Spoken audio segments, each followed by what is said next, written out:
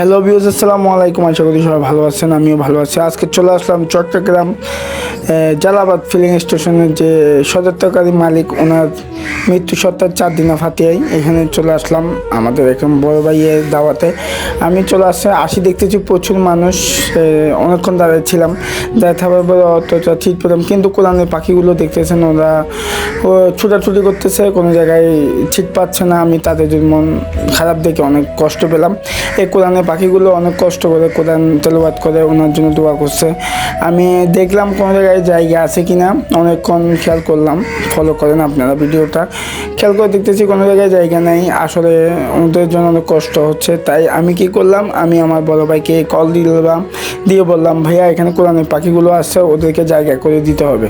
তো বললো, ভাইয়া ঠিক আছে, আমি দেখতেছি, তুমি ওদেরকে খেয়াল রাখো, ওদেরকে আমি বললে তুমি ওদেরকে নিয়ে আসো। তাই আমি খেয়াল করার পরে ওদেরকে বললাম, ভাইয়া ওদিকে যাও, তোমরা ওইখানে জায়গা আছে, আমার বড় ভাই কথা বলছি আমি।